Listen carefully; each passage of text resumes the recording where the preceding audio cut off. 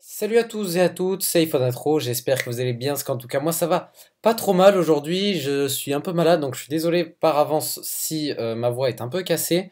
Alors aujourd'hui on va s'attarder à un nouvel épisode de série Développons un peu, c'est plusieurs personnes qui m'ont demandé comment faire un effet tiroir sur une application, pour les personnes qui ne connaissent pas. Ne vous inquiétez pas, vous avez déjà très certainement dû voir ce que c'est énormément utilisé dans les applications, donc par exemple on peut citer l'application Le Bon Coin ou encore avant Facebook utiliser ce genre de choses. Donc là j'ai fait un petit test pour vous montrer un petit peu ce qu'on va réaliser aujourd'hui. Donc on a un bouton qui se situe en haut à gauche par exemple, donc on clique dessus et on a une sorte de menu comme ça, une tab bar tout simplement, qui s'affiche derrière et on peut cliquer donc sur différents points pour accéder à une nouvelle vue. Donc ce qui est bien c'est qu'on peut aussi slider comme ça, c'est très fluide en fait et ça permet d'avoir une interaction complète avec l'utilisateur. Eh bien c'est parti, donc on va commencer par créer un nouveau projet vide, donc avec une simple vue. Vous commencez donc par faire ceci, on aura besoin de deux choses, on aura besoin d'images et d'une classe custom, donc d'une classe que quelqu'un a créée, qui va nous permettre donc tout simplement de faire ce genre de choses. Donc on a besoin de rien coder de supplémentaire, enfin on va dire que le plus gros a été réalisé. Alors déjà pour les images, je vous mettrai un pack d'images justement disponible sur le site Dev un peu, ainsi que la classe. Moi personnellement j'ai opté pour des icônes assez simples qu'on va mettre à côté de nos choix dans notre tab bar et deux backgrounds pour vous montrer que les vues sont bien actives dès qu'on clique sur un bouton. Donc ça c'est pour les images. Et donc pour la classe custom, comme je vous l'ai dit, elle sera disponible sur le site Dev un peu. Je vous mettrai tout ça dans la description de la vidéo. Donc on va ajouter cette classe, vous cochez bien copy item if needed, vous cochez bien en target votre application et vous faites finish. Ok. Donc là, on a notre classe qui a été bien importée, donc on voit bien le code qui a été réalisé par la personne. Alors une fois que tous nos éléments ont été rajoutés dans le projet, on va se rendre directement dans le storyboard et on va commencer par créer l'interface justement qui va nous permettre de gérer cet effet tiroir. Alors on va avoir besoin au total de 4 vues. Alors la première est déjà placée, elle va nous permettre de gérer l'effet tiroir dans sa globalité, on va dire ça comme ça. On va avoir une table view, alors là vous l'aurez compris, c'est pour gérer le menu qui va justement s'afficher quand on va slider de gauche à droite. Et enfin, on a une navigation de contrôleur qui va nous permettre justement de se lancer, faire de vue la vue principale en fait. Dès qu'on va lancer l'application, on va atterrir directement sur cette navigation de contrôleur et c'est ici qu'on va pouvoir placer notre bouton. Alors, une fois que ça c'est fait, je vais les mettre d'abord en 4,7 pour que ça soit plus simple, que je n'ai pas à gérer les contraintes dans ce petit tutoriel. Voilà. Et ici, on va supprimer parce qu'on n'a pas besoin d'une table view, mais plutôt d'une vue normale. Hop, et là, on va mettre un root view controller. Parfait, il s'est mis automatiquement en 4,7 pouces, c'est parfait. Donc là, on a déjà mis la base de notre projet. Donc j'allais oublier, on va rajouter 2 vues supplémentaires. Pourquoi? Pour pouvoir justement vous prouver que ça fonctionne bien, et puis parce que avec une seule vue, ça aurait été un peu sans intérêt. Donc on va en rajouter 2 autres. Alors il me manquera une image background, mais c'est pas grave, on rajoutera avec quelque chose au pif, c'est pas très grave. Alors là, on va remettre en 4,7 et ici en 4,7. On s'occupera de rajouter la navigation bar un peu plus tard pour pas trop interférer là-dedans. Donc on y reviendra dessus un tout petit peu plus tard. Alors au niveau de nos vues, eh bien c'est mis. On va commencer par renseigner les classes, justement, on va les attribuer avec ce qu'on a rajouté. Donc on va aller déjà dans la première vue, donc la première vue qui, je vous rappelle, est la vue globale, si vous préférez, qui va nous permettre de gérer un petit peu tout notre effet tiroir. Alors on va rajouter la classe qu'on a téléchargée sur internet, donc le SW Reveal View Controller. Une fois que c'est fait, vous faites bien entrer, sinon ça ne va pas changer. Normalement, vous devrez voir le nom de votre vue qui a changé en Reveal View Controller. On ne bouge pas du storyboard, on va maintenant mettre les liens, donc les segs entre les différentes vues. Alors pour cela, on va cliquer sur notre vue principale, Reveal View Controller, on va enfoncer le clic droit de la souris et on va donc afficher un petit trait bleu, on va le relâcher sur notre vue arrière. On a ensuite un petit choix qui s'impose. Vous cliquez sur Reveal View Controller comme ceci, on va faire exactement la même chose pour l'autre. Reveal View Controller, parfait. On va ensuite vérifier que c'est bien justement le même logo que moi, donc c'est le seg, le custom, ça s'appelle le seg custom. Si vous en avez un autre, c'est que vous êtes trompé, vous avez mal sélectionné dans le petit menu. Une fois qu'on est ici, on va mettre un identifiant. Alors on va mettre SW_rear, c'est la vue arrière. Et on fait bien entrer, faites bien attention à ça. Sinon, votre application ne va pas du tout fonctionner. Ensuite, on va se rendre dans le deuxième et on va faire un identifiant. On va mettre SW_front. Donc entrer encore une fois. Et pour les segs, justement, c'est terminé. On se rend maintenant sur la vue d'accueil. Alors on va tout de suite mettre un petit bouton justement pour permettre d'afficher le menu tab bar manuellement, hein, donc de ne pas avoir à slider de gauche à droite. Alors moi je vais rajouter un petit bouton custom, enfin du moins on va mettre bookmarks, voilà ça va suffire pour la vidéo. On va maintenant créer les classes de nos vues qui sont ici, hein. Alors, on va pas créer ces deux-là parce que ça n'a pas trop grande utilité ici vu qu'on va juste afficher quelque chose. Sachez que vous pouvez le faire, je vous recommande d'ailleurs fortement de créer des classes justement en fonction vous créez des view controllers sur dans votre application. Alors on va aller dans File, on va aller dans Cocoa Touch Class, on va aller se rendre dans UI View Controller et donc là on va marquer Front comme ceci. On va donc laisser en UI View Controller, on va faire Next, Finish, donc Create.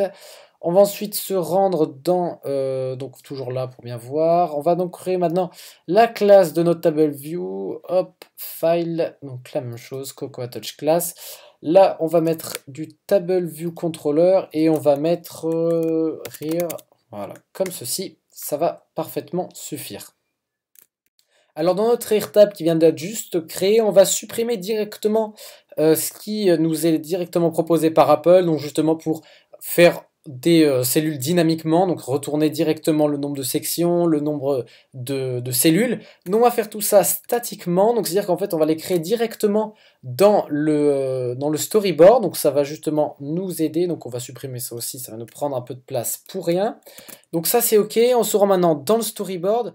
Ici, on va donc créer notre menu. Alors pour cela, on va se rendre directement dans notre Table View. On va donc cliquer sur Table View et on va mettre en statique, comme je vous ai dit. On va faire en statique pour que ça soit plus simple. Justement, notre menu sera statique, il ne va pas bouger. Alors s'il va bouger, bien évidemment, vous faites en dynamique pour pouvoir le créer via le code. Mais d'ailleurs, on se retrouve juste après pour que j'ai le temps de finir un petit peu le design de nos cellules. Voilà, le design est terminé, j'espère qu'il vous plaît. Alors pour les personnes qui se demandent comment j'ai fait, je vais vous dire tout simplement très vite fait. Voilà comment ça se comporte, chaque cellule, donc il y a un label, la police, voilà, si ça vous intéresse, Futura Medium, c'est intégré directement, bien évidemment. Sur l'autre cellule, j'ai un label aussi avec Futura Constance, mais en Medium, si je dis pas de bêtises, voilà, condensé de Medium, en plus petit, et enfin des images en Aspect Fit, où j'ai mis mes icônes, donc rien de bien compliqué, on l'a déjà vu juste avant, c'est pour ça que j'ai pas voulu le faire en live, c'était un tout petit peu plus long, ça aurait fait un épisode un peu plus long. Donc on va maintenant passer à la suite. On va maintenant lier nos classes avec nos contrôleurs. Alors on va se rendre ici, troisième comme d'habitude, et là on va mettre donc le rear, c'est l'arrière, et enfin ici c'est mon view controller, donc le front, donc là j'ai mis front view controller, c'est parfait, on peut passer maintenant à la suite. Alors on va se rendre dans le front view controller.h et on va déclarer notre objet justement pour pouvoir gérer notre bouton. Alors hop, ça sera pour le view controller si je veux l'utiliser un petit peu après. On va déclarer tout ça. Donc en property, on va mettre ça en weak, on va mettre un nom atomique comme ceci.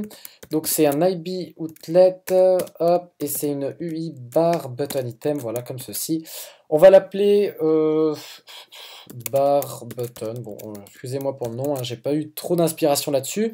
On sera à nouveau dans le storyboard, on va dans le front view, hop, on va là et notre bouton apparaît bien.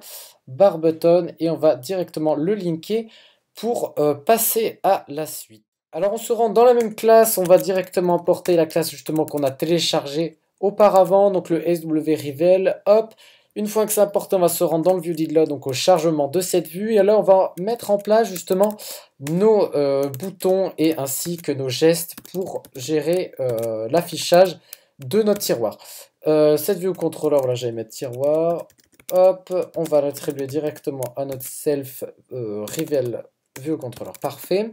Là, on va mettre un test pour savoir si notre variable contient quelque chose ou non. Bien évidemment, ce n'est pas obligatoire, mais je vous le conseille fortement. On ne met rien parce que ça retourne true, donc la valeur vraie. Ici, on va mettre en place nos actions sur notre bouton, donc bar button. On va mettre un set target sur le front Voilà, on l'a déjà déclaré juste avant. Ici, on va mettre un self. Donc notre bar button, on va mettre un set. Il nous faut un action. Voilà. Et alors pour l'action, on va mettre quelque chose qui est propre à la classe justement du SV Revel. Donc c'est le Revel View Revel Toggle, hein, je crois que c'est ça. Voilà, Revel Toggle.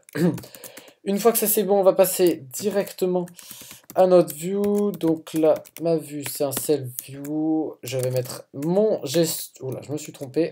Autant pour moi. Add gesture recognizer. Là, je vais mettre mon pan gesture recognizer. Donc c'est là où je vais pouvoir gérer justement comment dire, le geste du balayage de gauche à droite, pardon, sur l'écran. Alors je vous propose maintenant de lancer notre application pour voir un petit peu ce que ça donne. Alors c'est vrai que ça paye pas trop de mine, avec ceci on va remédier un petit peu à cela. Et dès que j'appuie ici, directement j'ai mon menu qui s'affiche, donc parfait, on a bien travaillé, ça fonctionne bien. Si maintenant voilà, le geste fonctionne aussi bien, donc le balayage, on a aussi donc le bouton qui fonctionne, tout est parfaitement fonctionnel. On a quelques petits bugs qu'on va corriger, par exemple ici on peut sélectionner, je ne voudrais pas, je voudrais que justement ce soit juste une cellule d'affichage. Là on peut sélectionner rien qui se passe, donc on va mettre en place tout ceci et on va camoufler pour pas que dès qu'on clique dessus on a cette petite surbrillance uniquement sur cette cellule. Alors on retourne sur le storyboard, sur notre table view, c'est ce qui nous intéresse. On va cliquer sur la première cellule qui nous pose souci. Une fois qu'elle est bien sélectionnée, on va dans le quatrième petit bouton et on va dans sélection none. Normalement, ça devrait régler le problème donc de sélection qui s'affiche pour cette cellule. Alors c'est voilà, donc là, dès que je clique, je n'ai plus la sélection qui apparaît. En revanche, pour les autres, ça fonctionne bien. Donc c'est corrigé. Alors ici, on va rajouter les segs justement pour mettre le lien entre les différents items que comporte notre table view. Donc notre contact par exemple va être linké directement à une vue qui sera juste au-dessus. Alors juste avant, j'ai créé plutôt des classes donc contact et appelé. Donc directement, vous faites file new. Vous faites classe et vous créez donc pour view controller mon contact. Donc je vais le faire avec vous pour bien que vous voyez. Donc file, hop, j'ai fait Cocoa Touch, j'ai mis appelé par exemple ici.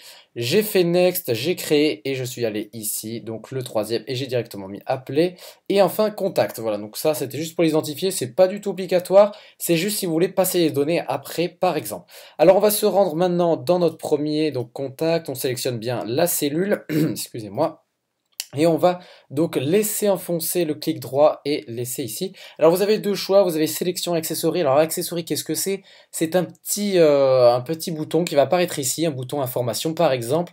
Dès que vous cliquerez dessus, eh bien ça exécutera l'action qui sera située ici. En revanche, si vous faites sélection, donc ça sera la cellule entière, donc c'est ce qu'on va faire ici. Donc on va faire Revel View Controller, hop, comme ceci. On va faire la même chose avec appelé pour celui du haut, donc Revel. Ensuite après on va mettre un identifiant unique, donc là ici on va mettre show contact, donc ça c'est utile surtout si vous voulez passer des données, donc comme je vous l'avais montré dans un tuto précédent, appeler, donc si vous passez par exemple une variable type string, un tableau comme on avait vu, je vous conseille de vous y référer si vous voulez en savoir un peu plus là-dessus. Donc si vous avez essayé de compiler, normalement ça ne fonctionne pas, c'est tout à fait normal. Il va falloir rajouter un petit peu de code. Alors ce code, je vais vous le donner, c'est ceci. Je vais surtout vous le commenter parce qu'il est un peu long à écrire. Alors qu'est-ce qu'on va faire? Eh bien on va déjà donc passer dans une fonction prépare for seg. Alors qu'est-ce que c'est? Eh bien c'est une fonction qui va être appelée dès que je vais passer dans une seg justement. Donc dès qu'en gros je vais appuyer sur ma cellule, je vais passer dans la seg comme on l'a mis dans le storyboard. Donc dans ce seg, eh bien qu'est-ce que je vais faire? Je vais d'abord détecter via une condition si ce seg fait partie d'une classe SW Controller. Donc en gros, si ça fait partie de mon tiroir, si vous préférez. Sinon, eh bien je ne passe pas dedans. Si oui, je vais passer là-dedans. Alors voyons ce qui se passe maintenant une fois la condition réalisée. Eh bien on va déjà créer une variable nommée swseg de type swRevealViewControllerSeg. Dans cette variable, on va lui attribuer seg qu'on a passé dans notre fonction. Regardez, seg est nommé ici, de type UI storyboard seg. Qu'est-ce qu'on va faire en fait? Eh bien, on va, excusez-moi, on va la caster, c'est-à-dire en gros, cette variable qui est de ce type-là, on va le forcer en gros, on va lui dire non, tu prends pas ce typage-là, tu vas prendre celui-ci plutôt. Donc en fait, c'est voilà, comme on dit le typage. Par exemple, si vous voulez caster un float, vous pouvez mettre un int devant ce float, justement, il va devenir un int si vous voulez, il va enlever tout ce qu'il y a après la virgule. Donc ça, c'est comment caster cette variable-là. Ensuite, on va passer dans un bloc, et dans ce bloc, eh bien, qu'est-ce qu'on va faire? On va mettre en place la navigation controller. Alors on va maintenant vérifier si tout fonctionne bien, donc on va compiler, on clique ici, contact, tout passe comme l'on souhaite. À une différence près, on n'a pas le petit bouton qui va nous permettre donc de retourner en arrière, ni même le slide ici, vu qu'on n'a pas loadé tout ça. Alors on va se rendre dans notre classe qu'on a créée juste avant. Alors attendez, on va retourner dans le front justement pour pouvoir faire un petit copier-coller de tout ce qu'on a. Alors on va mettre bar button, donc on va faire ça dans contact. Voilà, ensuite après on va aller ici, on va prendre aussi la même chose. Voilà, on va pas oublier. Ah, par contre, voilà, je n'ai plus de piles, c'est ce que je redoutais un peu. Hop, on va copier ça. On va mettre ça dans le contact également. Voilà. On va pas oublier aussi d'importer la classe swreveal, sinon on aura plein d'erreurs. Voilà, on se rend dans import, swreveal, hop, tout est importé. On va maintenant se rendre dans le storyboard. Une fois qu'on est dans le storyboard, on va rajouter un navigation item. Voilà, on va mettre un button. Voilà, c'est ce que je cherchais. Bar button, on va le rajouter dans la navigation item qui a été rajouté au préalable. Hop, donc notre item, on va rajouter des... En fait, je pense qu'on va faire plutôt un copier-coller de l'autre. Ça va être plus simple. Regardez ce qu'on va faire. On va mettre bookmarks. Hop, on va se rendre ici. On va mettre un coller ici, voilà, on a Booksmark. Est-ce qu'il a été... non, il n'est pas relié, donc on va se rendre là. On va mettre bar button et on va sélectionner Booksmarks ici, vu qu'il n'est pas affiché. Donc on va voir ce que ça donne. Normalement, ça devrait fonctionner uniquement pour contact, c'est ce que j'ai fait. Alors hop, dans contact, et j'ai le bouton qui apparaît, donc ça fonctionne très bien. En revanche, il est à gauche, donc on va essayer de remédier à cela, et on va faire la même chose pour l'autre, hein. Écoutez, voilà. Donc là, j'ai fait un copier, je vous dis ce que je fais un petit peu. Et donc là, on va le coller directement dans notre navigation item. On va faire aussi la même chose, j'ai oublié de copier un petit peu tout ça dans l'autre. Donc ça, c'est ce qui est un petit peu chiant là-dedans, c'est qu'il va falloir mettre un peu, faire, comment dire, un gros copier-coller, en fait, un clone, voilà, un clone du front pour pouvoir le mettre dans toutes les autres. Alors, le contact est ici, on copie ça, parfait, voilà, voilà, comme ceci, hop, et donc là, normalement, j'ai juste à relier, si je n'ai pas oublié quelque chose, j'espère pas, mon bar button qui est là, on va le coller, on va le linker directement. Je voulais juste voir un truc, voilà, donc c'est bon en fait. Donc on va voir ce que ça donne, si ça fonctionne également pour contact. Voilà, il est ici, ça fonctionne bien. Et pour appeler également, et on a bien le gesture qui fonctionne. Et bien voilà, notre système de tiroir est pleinement fonctionnel. Il nous manque juste une petite chose à régler. C'est ce bouton qui est à droite. D'ailleurs, je vous ai dit que c'était à gauche juste avant, je m'en souviens. Excusez-moi, c'est bien à droite. Donc on va changer la place de ce bouton pour le situer à gauche, pour que ça soit parfait. Alors pour cela, on va se rendre dans les vues qui sont concernées, dans les classes concernées, pardon. Donc ça sera contact et enfin appeler. On va se rendre dans View Did Load, donc c'est au chargement de cette vue. Et qu'est-ce qu'on va faire ici? On va tout simplement forcer l'affichage. Alors Self Navigation Item, donc c'est ça qui est concerné. Right, donc on veut rien à droite, donc on va mettre nil. Nil, qu'est-ce que ça fait? Eh bien, ça ne renvoie strictement rien. Et enfin, dans ce Navigation Item, à left, voilà, on va lui dire d'afficher notre bar button. Donc là, on va copier ça pour l'afficher dans Appeler. Hop, voilà. Et donc, si on compile, normalement, on devrait bien avoir notre bouton qui est toujours à gauche et qui fonctionne parfaitement bien. Alors, juste avant de vous quitter, eh bien, je vais juste rajouter les backgrounds que j'avais prévus au début. J'ai complètement zappé, donc on va les rajouter. Alors, Image View, hop, la première ici. Et enfin, Image View, la seconde, voilà, ici. Donc, on va rajouter back 1 et enfin back 2, comme ceci. Back 2. Ok, on compile et on va voir ce que ça donne. Donc là, dès que j'appuie ici, j'ai bien le premier qui s'affiche là et enfin appelé, j'ai bien la seconde qui s'affiche. Donc voilà, tout ce que j'avais à dire, ça fonctionne, c'est parfait. Juste une petite chose pour des personnes qui ne trouvent pas peut-être le comment rajouter justement navigation item. Alors c'est très simple, si vous ne l'avez pas, si vous avez tout comme moi sauf navigation item, vous avez été bloqué à cet endroit-là, eh bien c'est très simple, regardez, vous avez juste à taper navigation et vous avez navigation item, vous rajoutez tout simplement et vous allez avoir exactement la même chose, donc vous après vous rajoutez votre bouton directement dedans. Voilà, donc ça c'était un petit aparté justement pour les personnes qui ne l'ont pas ou qui l'ont supprimé sans faire exprès par exemple. Voilà, c'était iPhone Intro, j'espère que ça vous a aidé, j'espère que j'ai aidé justement les personnes qui me l'ont demandé. On se retrouve prochainement pour les bases de données enfin, j'espère qu'on va enfin y arriver, c'est sûr, je pense que je vais m'y atteler fortement là-dessus. C'était iPhone Intro, allez ciao tout le monde.